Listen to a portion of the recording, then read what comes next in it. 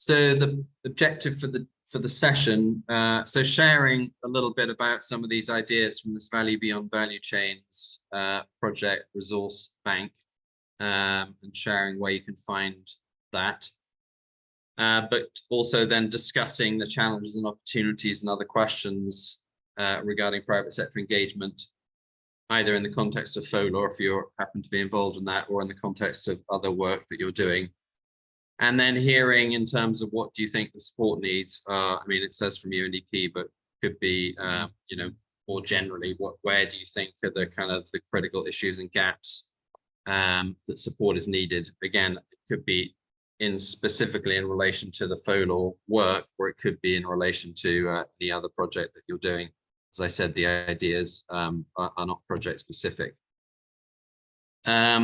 If either Fede or Greta can put the link to this page into the chat, this is the sort of, there's a hyperlink that connects you to the sort of an entry page into the Value Beyond Value Chains guidance and case study work.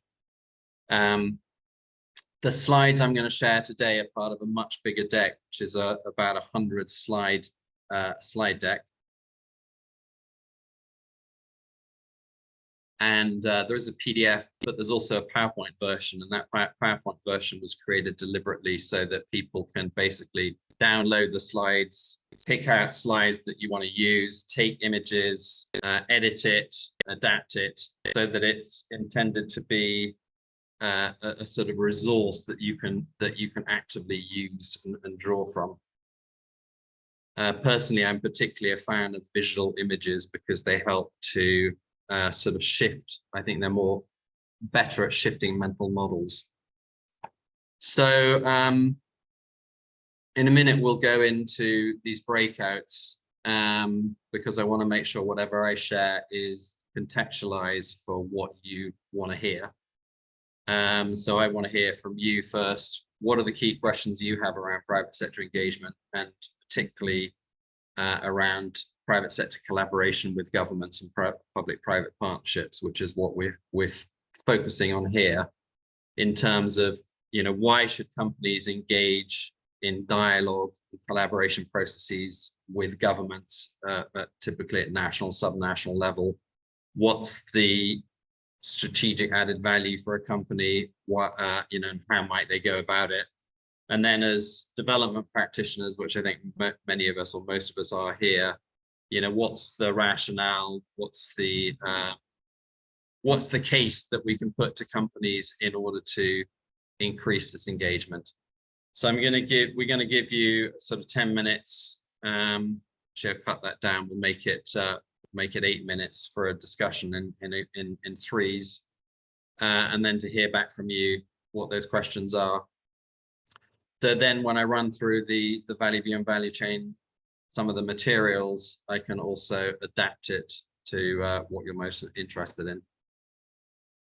Then you'll go into another breakout session in a 3 or a 4 to explore these questions. Where do you see the greatest potential for increasing private sector collaboration with governments, and what do you see as the greatest barriers? How do you think these ideas that we've shared could be helpful, or how could you imagine using it in your own organizational program or with partners? What else is missing? What else is needed? What support would be helpful? So certainly Mila's here from ProForest. You know, there are other aspects of support which are much more hands-on and tangible, working with companies, you know, through developing and implementing strategies, which you know, would be an example of one area of support that's definitely needed from companies. And then to sort of harvest those ideas from your conversation so that we can have a sort of collective sense of, you know, whether it's within FOLUR or other food systems work or other landscape level work, what do we see as the critical issues and barriers, and what's needed? Before we close, will be a short video message from Lara Jacob of UNEP, who wasn't able to join today's session, just a little bit specifically around what they're doing on engaging the finance sector, which is a little sort of customized, and then we'll wrap up and close.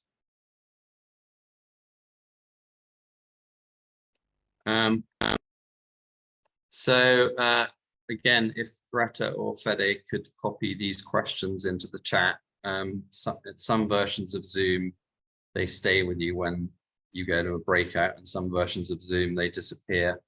So you might just want to make a note. This is what you're invited to discuss in your breakouts. What are the key questions you have around private sector engagement? That's a very big question. Deliberately sort of an open question to find out what is, most on your mind. What are you what are you grappling with? What's got your attention? And then specifically zooming in on this question of public-private partnerships, particularly, collaboration between the private sector and government, particularly looking at how to create, strengthening the enabling conditions for sustainable agriculture, sustainable food systems. So how do we engage the private sector more effectively in that process? What are the key questions and issues?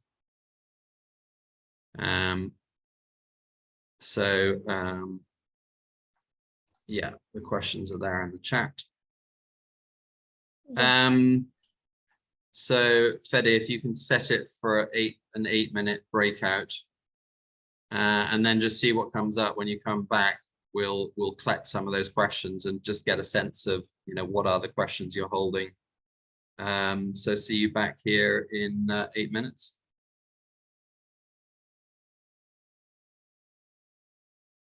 Walking away. Anyone else worry?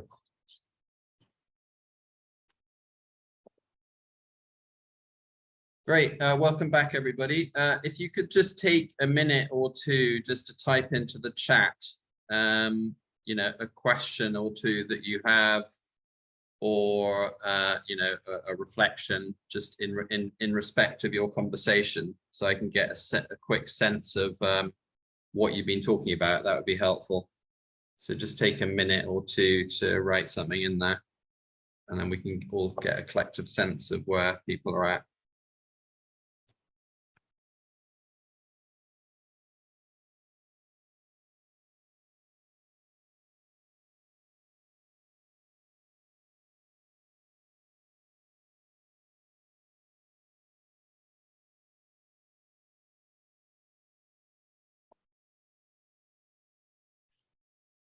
Charlie, I'm having problems accessing the chat box. We have a different screen. Sometimes you have to exit the full screen mode in the view in the top right-hand corner. Okay, thank you. I just found it.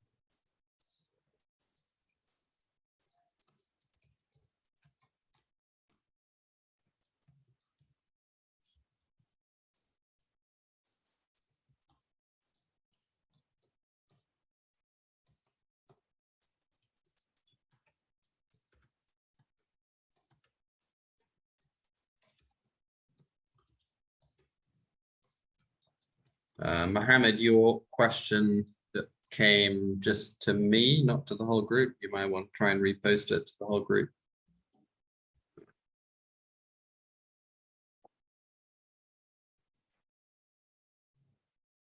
Okay, I'll just repost it. Thank you very much.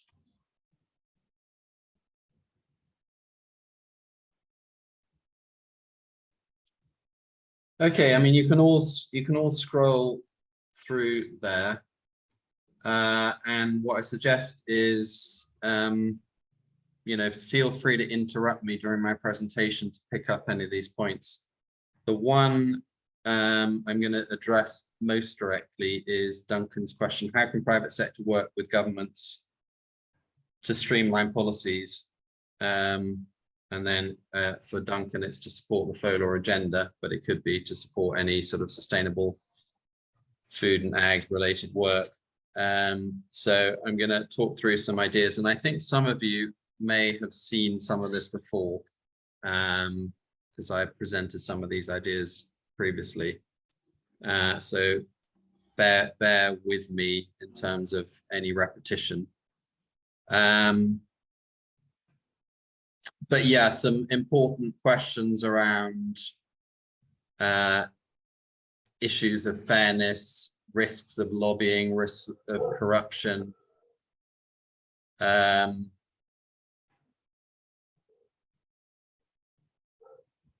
Mila says, beyond supply chains, what other areas of collaboration could companies, CSOs and governments do together through landscape jurisdictional approaches? What kind of generative conversations are needed to build stronger public-private collaboration, and how can we facilitate conversation? So that's also very squarely sort of what I'm going to be addressing here.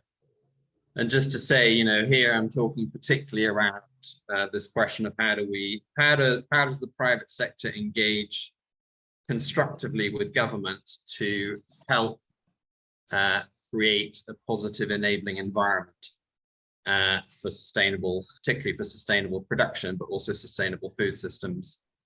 It's in a sense, it's quite a specific question, because there's many other aspects of private sector engagement in agriculture and food systems, many different dimensions to it. But that's the one I'm looking at particularly, but also happy to open it up later on to broader questions. So just go back to the slides.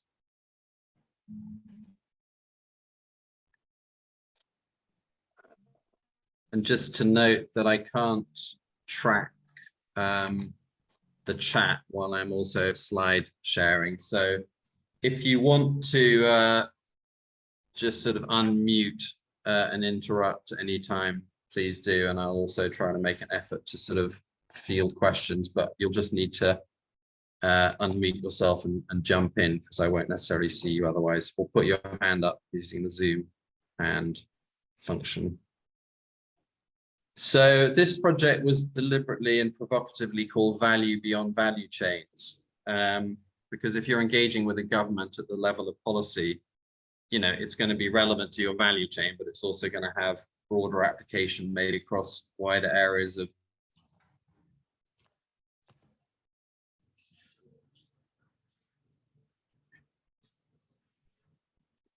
We can't hear you anymore. You can't hear me. Now we can. Now we can. Okay, thank you. We lost you like 30 seconds. Okay. Hopefully that won't happen again. So just saying, historically, we think about corporate engagement with governments. We often think about sort of lobbying to lower the sort of regulatory constraints.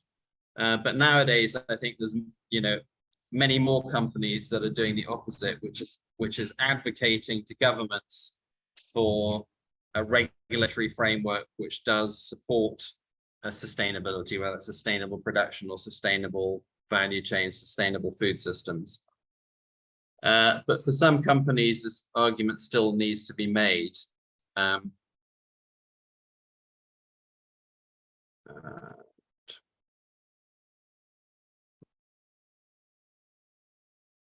So, why should a company think about engaging beyond its supply chain, which historically is, where the focus would have been, to think about, a watershed, a landscape, an entire country from a policy point of view.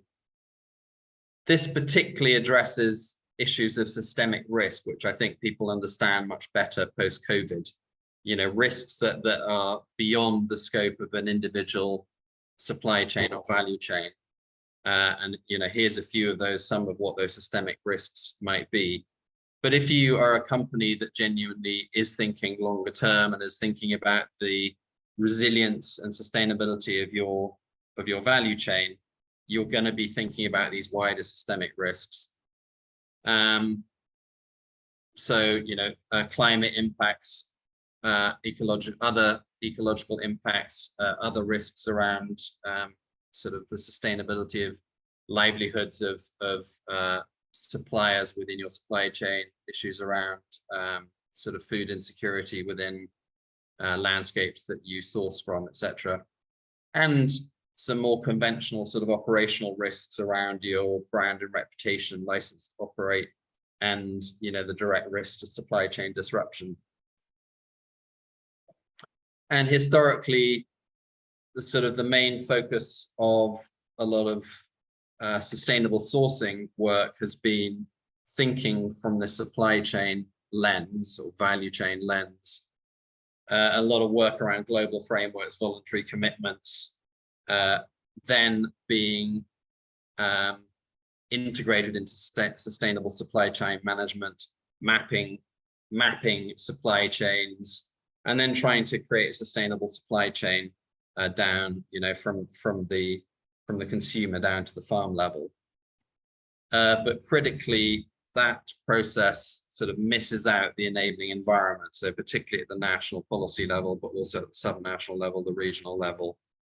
And I guess a lot of companies felt this was kind of beyond their capability or even their interest to influence. So, but the result of that particular way of thinking is that you end up with this two-tier two-tier production system. And thanks to Proforest for this image that we borrowed from them, where you end up with kind of islands of best practice. So certain companies that can trace 100% down to sustainable production. But meanwhile, the wider production landscape is happily supplying to other markets, other buyers that don't care about it, or aren't asking. So you end up with a situation where a company is in a perpetual competitive disadvantage because they're taking on greater costs than the rest of the markets and some of their competitors. So this particular way of thinking is really about how do we raise standards across the board. So how do we create a more positive enabling environment, particularly policies, but also the wider enabling environment for raising the floor. So how can businesses go about this? Well, first of all, what's the case for doing this? What's the need for doing it? And at the level of the national enabling environment, clearly plenty of issues around land tenure, land use planning, labor laws, regulations, production standards, land use monitoring, enforcement, etc. So how does a company think about influencing that in a positive way? And then platforms are particularly good for thinking about alignment of policy. So, often different ministries are pursuing different policy objectives, which can quite frequently be in tension with each other. And so a kind of a multi-stakeholder platform approach can bring greater alignment of those policy areas, and also can hopefully unlock ministerial budget to support those different policy objectives, and at the same time align with other national commitments such as the NDCs, the biodiversity action plans, etc. And potentially unlock international donor funding to align with some of these sustainability objectives that companies are pursuing. So unlocking public money to support agendas that do matter to many private sector companies.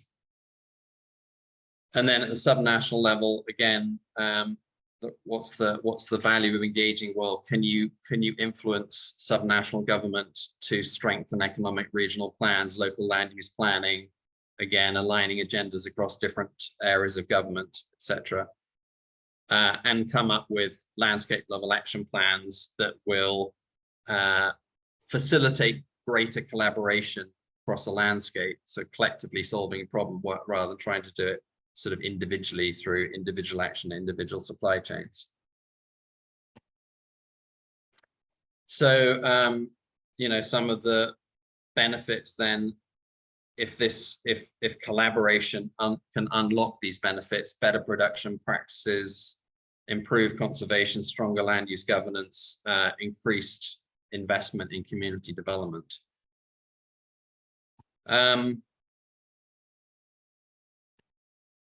But you know, this is sort of very generic conceptual argument, which certain very large companies undoubtedly understand, and certainly certain more progressive industry associations certainly understand, but can be quite specific because you need to have a certain scale and size as a company to have the resources to meaningfully engage. So you know, that clearly this needs to be segmented, and a strategy for a large corporate will be very different from a SME or even a micro business, and it will be very different according to your position in the value chain. Clearly, if you are a producer in a particular landscape, you have a very strong vested interest in the sustainability of that landscape.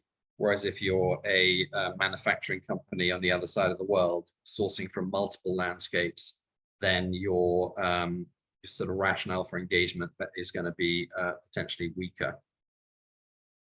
But we're not saying it's not a one-size-fits-all approach. I'll go into this a little bit more in a minute. And it's not a binary choice of either engage or you don't engage. You know, there are opportunities for high-level engagement in landscape level, jurisdictional level, coalitions and platforms, or national level as well. But equally, you know, for a company, there is a rationale, even at the low engagement end, of tracking what's happening, you know, considering strategic implications, etc. I think I'll just quickly pause there. I'm going to get into a little more depth. For some of you, this is probably, you know, indeed for most of you, this is probably super familiar stuff. But we'll go into a little bit more depth in a minute. At this stage, are there any questions, observations, reflections? Anything you want me to address from what I've covered so far? No, all good.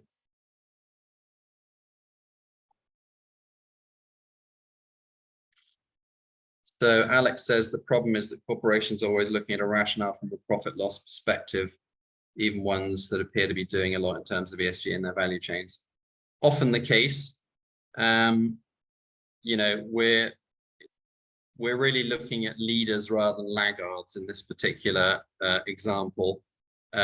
Laggards are mostly trying to, some of them don't care, or some of them are trying to play catch up and address, you know, the more direct, obvious operational risks that they face.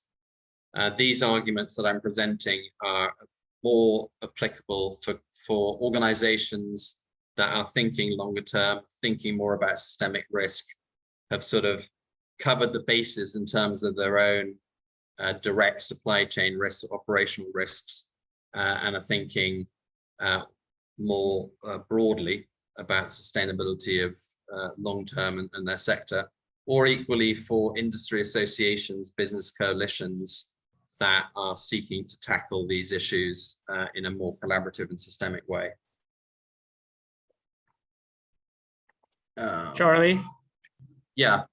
Yeah, last summer I was on this banana sector project on global living wages and the applicability of this. And then a lot of the farms that were involved are also, Rainforest Alliance certified, but then, on top of what they're asking in terms of environmental sustainability, then now they're saying, okay, you have to pay a living wage, to the workforce as well. And that living wage is not a, the national labor law, but a newly imposed, set of standards. And then it's quite involved, obviously, with what's going on in the EU, and there's all kinds of other tangents.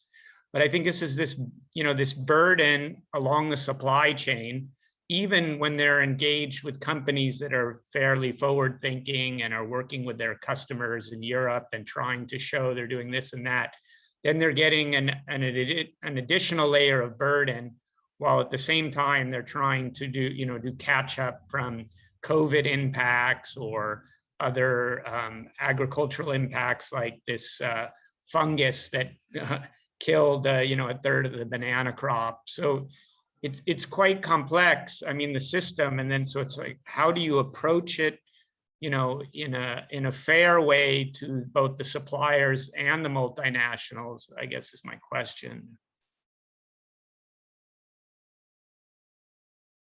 Yeah, I mean, from my point of view, one of the benefits of greater collaboration between the private sector and policymakers is more intelligent policy making.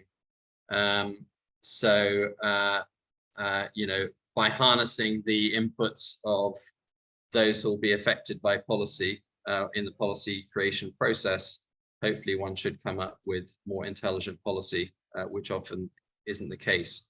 And obviously this isn't just about the private sector, it's also about the mindset of policymakers and whether they have the appetite to engage, because that's not always the case. But increasingly, in understanding these issues are so complex that they require multiple perspectives. I think we still need to, convince many people, whether it's policymakers or corporates, other parts of the private sector, this is valuable. And partly because I think often these processes are not done particularly well, and companies lose interest, in a process that takes, many years to get anywhere. So I think it's also a question of how do we become better at convening and facilitating these, national, subnational policy and enabling environment conversations, such that they don't get stuck in endless dialogue without getting anywhere. So I think there's plenty of, good examples of where it's done well, and plenty of examples of where it's not done well as well. Certainly in the case of, some of our platforms at UNDP, have either struggled to get private sector engagement or have lost the private sector interest over time. But also discovered that if you are a little more nuanced and more intelligent and more adaptive in how you engage the private sector, and don't insist they sit through 3 years of policy discussions that may be only partially relevant to them, but actually tailor the engagement around the topics that are relevant. Think not only in terms of risk, but also in terms of opportunity. Those are the things that can unlock more proactive engagement. I'm sure there are other people on this call, who've got experience of, or are actively doing this already. Does there anyone else want to share an experience of kind of what isn't working or what is working in these kind of public-private dialogue processes?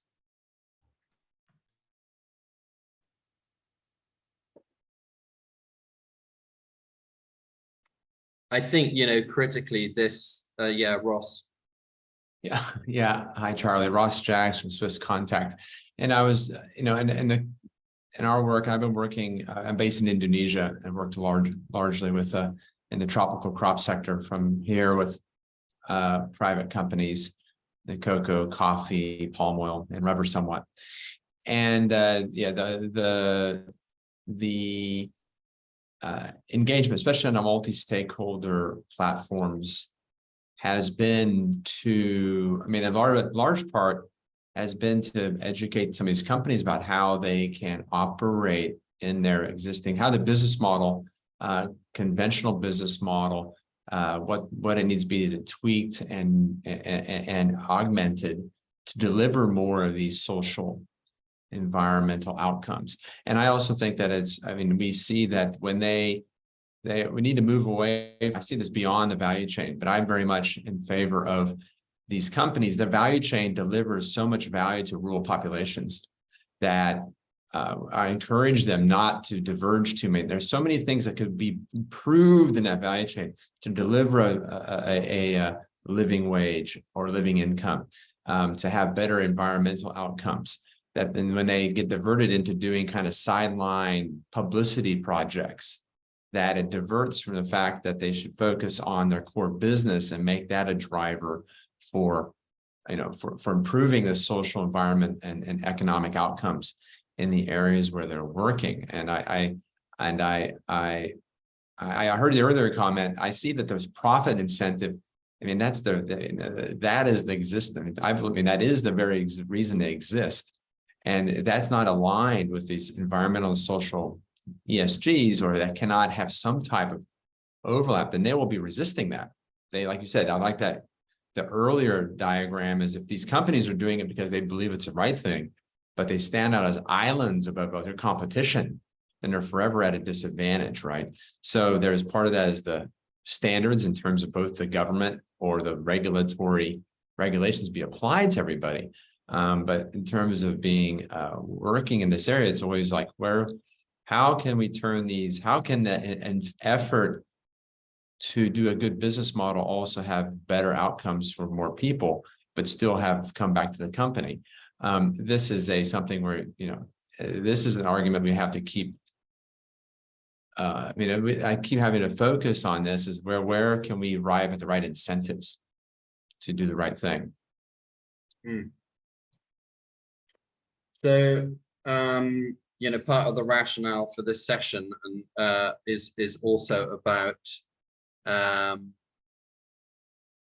questions around capacity needs and constraints, particularly not within the private sector, but particularly within development organizations, for more intelligent and sophisticated private sector engagement. Because if we're gonna engage the private sector effectively in the landscapes and countries we're working in, we need the local capacity. And you know what I sometimes see is that we might have all these bright ideas at the global level, but when it comes to engagement at the local level, private sector engagement is maybe sort of given to some relatively junior member on the team who maybe has never worked in the private sector, and private sector engagement is seen to be, you know, did any companies come to our meeting, that sort of thing.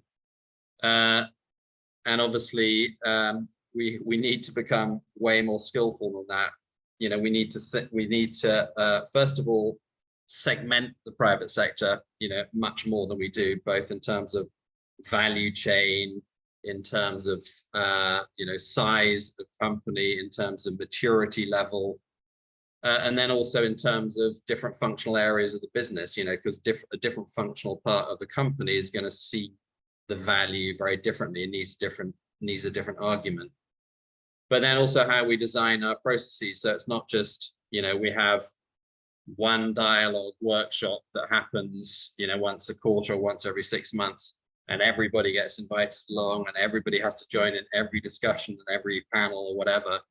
That we actually, you know, have much more tailored processes for engaging companies in the way that is gonna be interesting and useful to them.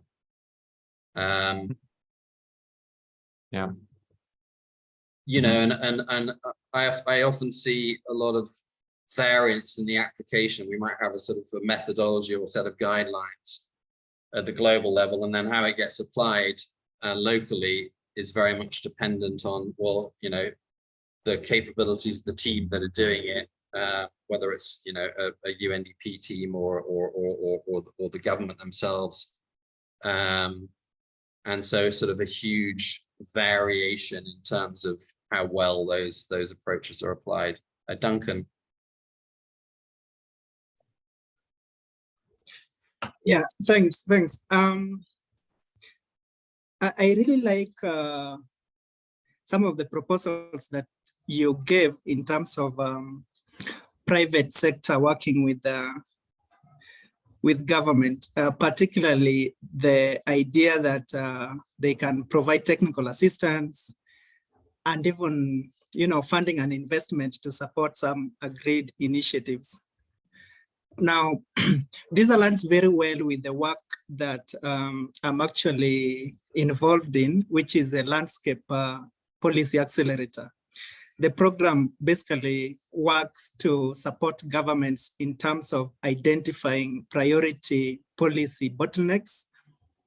And once they identify and prioritize specific issues, the idea is that we can work with them for a period of maybe 6 months to 1 year to co-create solutions in terms of whether it's about designing policies or improving existing policies or developing, implementation mechanisms, incentives, regulations, guidelines, stuff like that.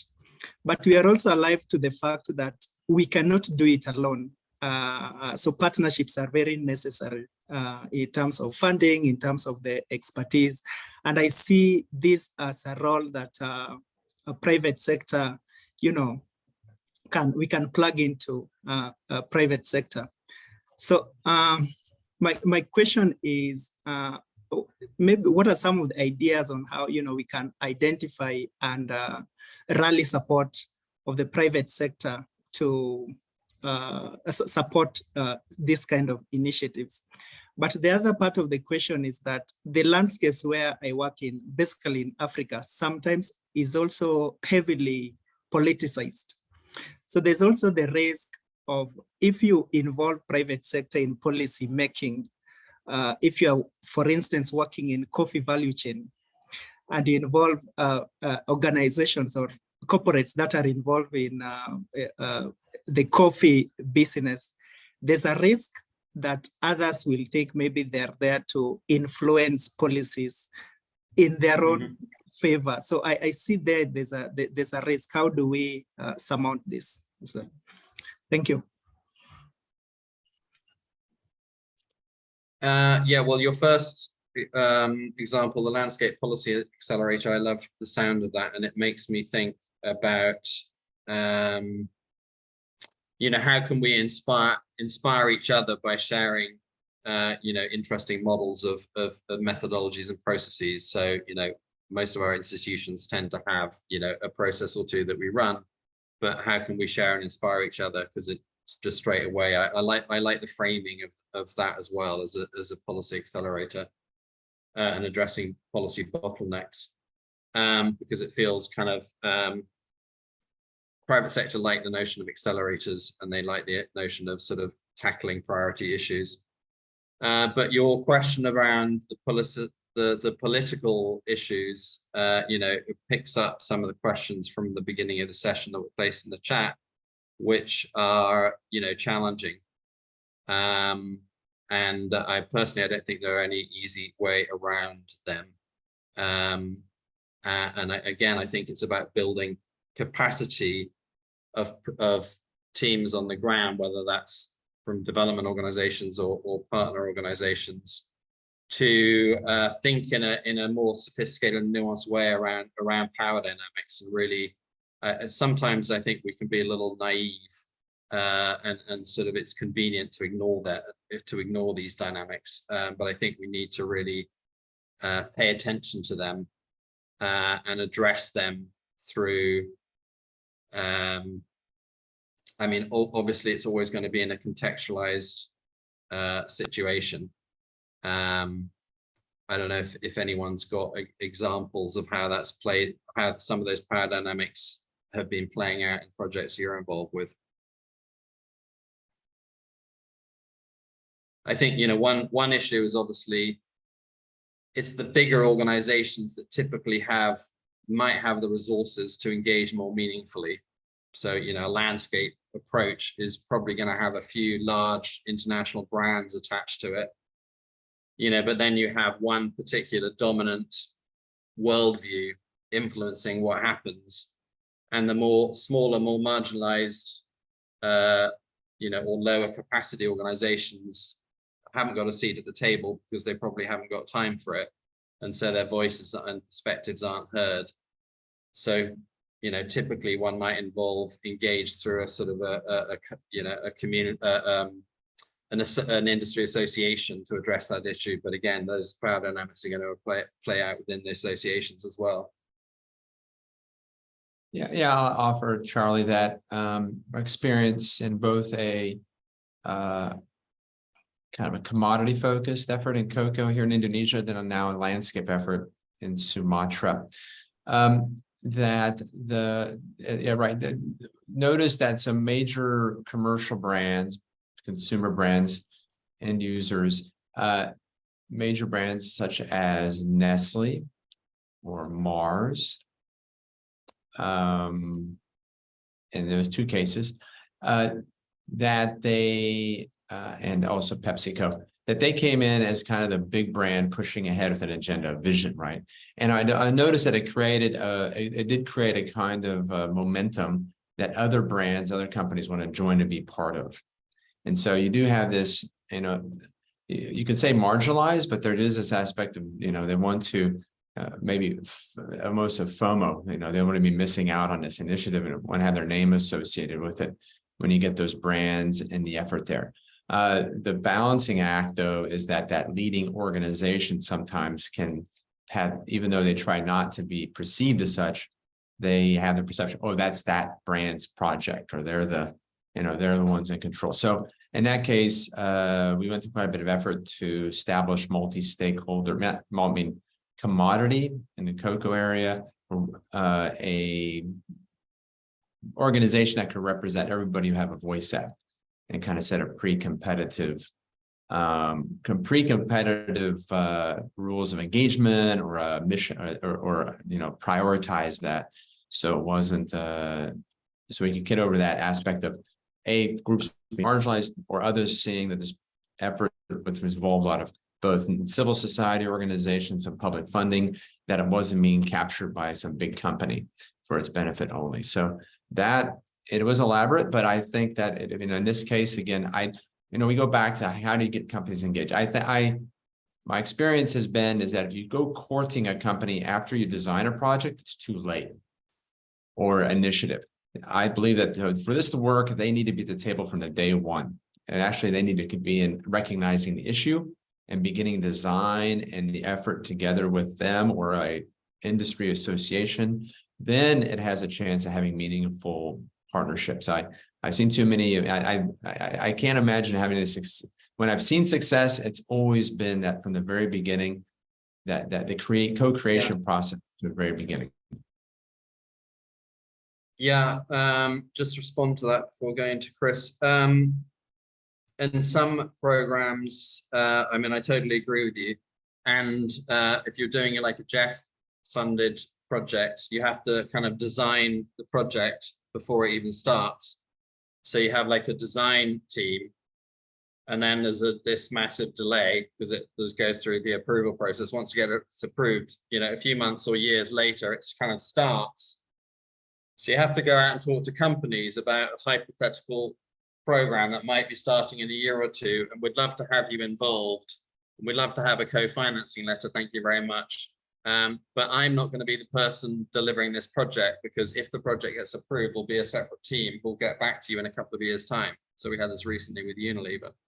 So you end up designing a project, trying to engage a company in a project that is hypothetical, hasn't started yet. When it starts, you've got a different set of people starting the project, and you've also got a pre-designed project. So you're kind of going back to the company and saying, hey, we designed this project now, and would you like to get engaged with it? So yeah, that particular issue and for Jeff projects is very problematic. Mm-hmm. Yeah, that's hard. That'd be hard. Indeed. Chris. Yeah, no, I just wanted to come in there. I was thinking very closely what Ross is talking about, all these these systems of working with farmers and the the multinationals and so on. I think what we got to appreciate here, there's been a huge growth in private sector partnerships, not just public-private. We get lost on that. Very, very positive relationships, coming from, when you talk about Nestle, a lot of these companies, Nestle, Unilever, Mondelez, they're not actually so directly working with a lot of the commodities. They're doing it through their supply chain companies. So they're investing finance through there. And I think that's where, we have quite a good role in helping to support how you build these procurement networks, which are bringing value to the farmers and building into the, more commercial, cooperative or farmer producer organizations approach, and then linking them, of course, to the off-takers, which eventually go to the multinationals, particularly when you talk about your coffee and your cocoa. So I think that's something we need to look at, in a very, very stronger light. And I also agree with you, Charlie. I mean, I run the FOLUR Global Knowledge Platform, and the complexity of all the timeframes. You have the Global Knowledge Platform, you have country level projects. In FOLUR, we have 27 country projects, work on 8 commodities. And while it is a very fascinating program, it is tremendously complex. And working with Jeff has been great, but we bring complexity to every single partner, within the relationship. And the private sector gets, quite frankly, lost with all the development speak about, this is going to happen, that's going to happen. And, even after 3 years, we still got 1 project out of the 27, which is not endorsed by Jeff. And we've only got out of 27, off the top of my head, about 13, 14, which is under implementation, which means it's got a structured PIU, a project implementation unit. Others are still forming, at the government level, and everything gets out of whack because we're trying to develop a private sector strategy support to the country level projects, but all the countries are, quite frankly, at different speeds, and it's very hard for us to work like that. And now we've got Jeff 8 coming into the system, which is very welcome. And Adrian's connected here. We've been talking about this a lot, on the Jeff 8. Jeff 7 and Jeff 8 have got to dock somehow. We've got to make them very constructive, very proactive. The way Jeff 6 has now come into Jeff 7 with a lot of these dialogues that you've been working on, Charlie, which is great. It helps Jeff 7 and the FOLUR to sort of put more resources and push and promote the agenda. And then, of course, the Jeff 8 will be picking up on a lot of these agenda items as well as it comes through the system. So, we have fortunately for us as development professionals, we have a long-term horizon by working through Jeff. It's not a 3-5 year, it can be a 20-year program. So we have to be visionary. But we've also got to realize is that the private sector is transactional. They're not going to wait for us if we start saying that we're discussing a project which will come to light in 3-4 years' time. The markets change. The landscapes change, and then by the time we approve a project and start moving to implementation, the first thing we do is restructure it to make it applicable for the time. So we're not very good at the process. But anyway, I'll stop there. But thanks very much, Charlie. Yeah. Well, I'm going to put you all back into breakouts for 10 minutes, so you all get a chance to chat. And I've narrowed down the focus for the breakout, just one question. What support is needed for our programs to deliver public-private collaboration more effectively? Because that's kind of a question for many of us. Either we're in the field and grappling with that question and in specific instances, or we're sitting at a global level and we're supposed to deliver these kind of generic capacity building methodologies or trainings or whatever. But I think a lot of the questions that are coming out, point to the fact that a lot of this stuff is you need to have a high level of sort of sophistication in order to understand the different complex dynamics. But also your advice needs to be very tailored, context specific. So to me, it's like more like coaching than training. Strikes me as something that might be useful. But I'd be interested to hear, your collective ideas, so that you all get a chance to chat with each other. Fede, if you could just put everybody into a breakout for another 10 minutes, and then we'll harvest it all when you come back. So what support is needed to deliver public-private collaboration more effectively? from a development organization point of view.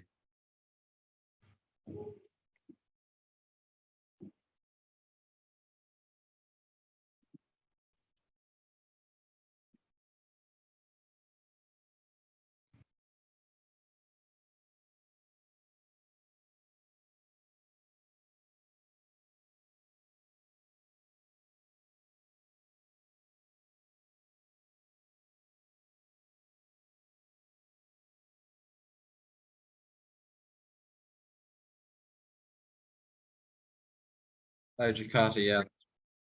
Yes. So you can start writing in the chat. So the question was what support is needed for our programs to deliver public-private collaboration more effectively. So if you have any answers to that question, put them in the chat, or anything else you discussed that you want to share. Be great just to take a minute to put everybody to put one or two reflections into the chat. I think from our group that Duncan is going to deliver what we discussed and agreed in terms of what kind of Okay. Yeah, go ahead, Duncan. Well, if before we do get into the feedback and hearing back, if everyone just takes a minute or two just to write your own remarks into the chat, because you might also have different perspective or priority. So just anything you want to share back from your personal point of view. We'll just pause for a minute or two so you have a chance to reflect and type.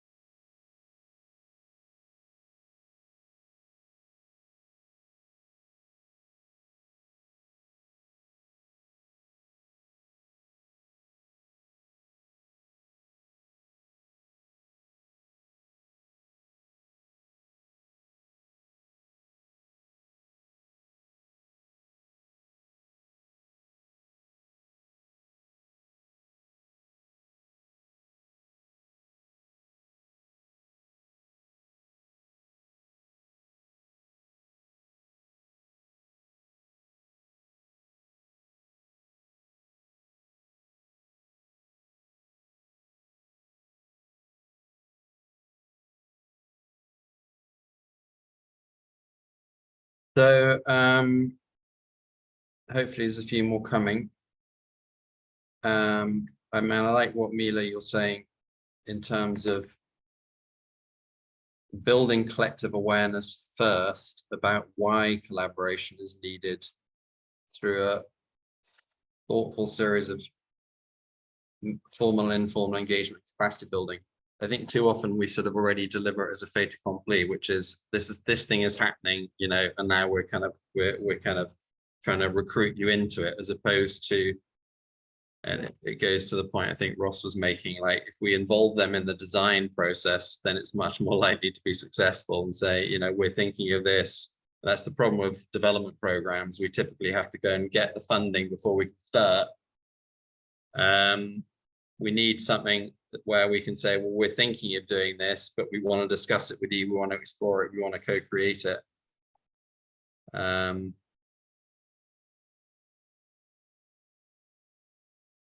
So some more, Gert says we have difficulties finding experienced consultants. It might be useful to develop a roster or pool of experts for the area. I think that's a good idea, because, you know, there is a lot of sophistication in this that can't necessarily be delivered through like a couple of training webinars or something. And so some roster, but also maybe some sort of community of practice as well, where we're, you know, sharing collective knowledge and building up a sort of collective resource. So thanks, keep the comments coming. Does anyone want to sort of jump in and either build on what you've written in the chat or share what came up in your group?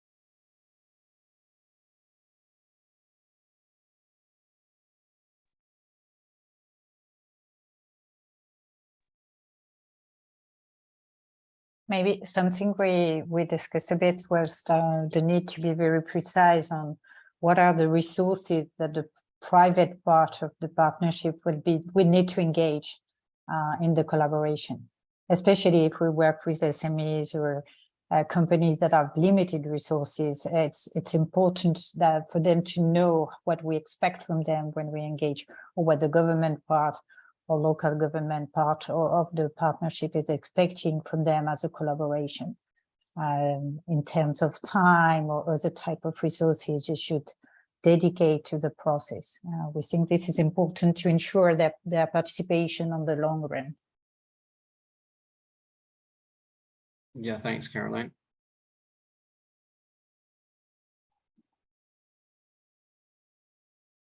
Anyone else?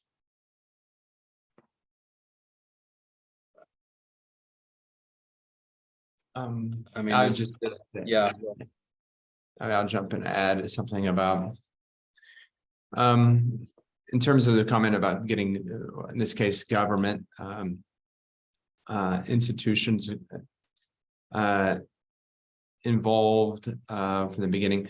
In the co-creation, I've seen this work when there was, it seems that when funding or the budget, when the design was dependent upon getting private sector investment as match funding, that there wasn't, project wasn't going to go ahead till that was cleared up, that was established at the beginning. This is quite a big level to hit, but then I said that incentivized co-creation from the beginning. The other aspect, when there was going to be funding, only public sector funding, in this case a multilateral bank funding the government, even though we've made many requirements or suggestions that the private sector should be involved substantially. You know, the government was, you know, basically they said, and they took all the ideas that the private sector had and basically said, well, we can do everything. So basically crowded out the need to participate from the government, from the private sector.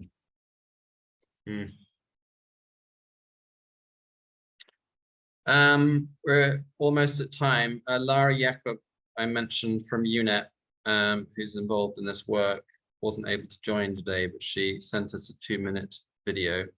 It literally is, oh, it's, what is it, 1 minute 38 or something. So we're just gonna quickly play that. Says a little bit about some of the finance sector dimension. Fede, off you go. I'm Lara Jacob. I work with the Climate Finance Unit at UNEP.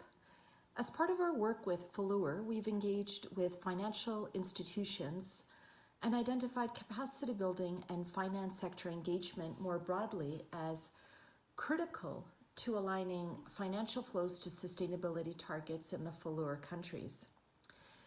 The Value Beyond Value tool allows for engagement with not only financial institutions in country, but the key stakeholders that are necessary to help drive financial flows to positive investments. By using the Value Beyond Value methodology, the program management units can achieve a number of aims. It will allow for a better understanding of how to engage with financial institutions. You can promote the Value Beyond Value approach to financial institutions to enable them to engage with their own clients to offer products and services for sustainable land use finance. It can allow banks and investors to manage and mitigate their risks and identify stakeholders critical for market access. It allows banks and investors to work with other stakeholders, such as governments, on innovative products potentially deemed too risky for mainstream finance to deploy. So what can you expect? A series of modules aimed at understanding how banks and investors tackle risk, what tools they currently use to assess that risk, and how banks and investors are looking to land use finance as a business opportunity. Finally, we will examine the different approaches to innovative finance and how stakeholders beyond the immediate financial sector can play a critical role in deploying these innovative financial mechanisms. Thank you very much. So I think she was a little bit generous in saying that the Value Beyond Value chains work can do all that stuff at the moment, because it certainly can't. But she is, UNEP are developing some modules specifically for the financial services sector that she mentioned in the latter part of that clip.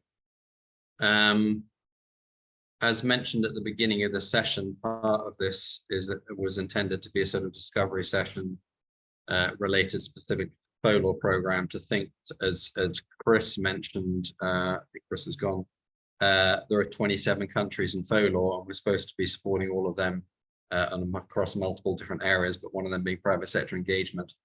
So, you know, this conversation's been quite helpful for me, certainly, to think through, well, what does support look like when you're trying to support multiple different countries, landscapes, etc., and probably confirm my own sort of sense that generic training and support is of some limited use, but really, you know, more customized hand-holding and coaching is going to be much more useful.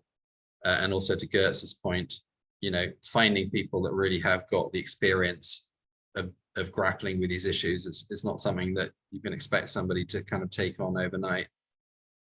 And obviously, you know, how can we build more effective collaborations and partnerships between ourselves, organizations like ProForest that have a huge wealth of experience and expertise in this area, and others. So thank you for joining. There is going to be Federica, you going to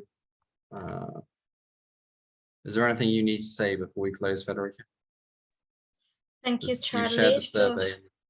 Yes, thank you very much. So we will encourage you to fill out this very short feedback survey so we can improve future sessions. And please visit regularly the FACS community. And if not yet part of it, please join it. You will find there all the future events as well as useful resources.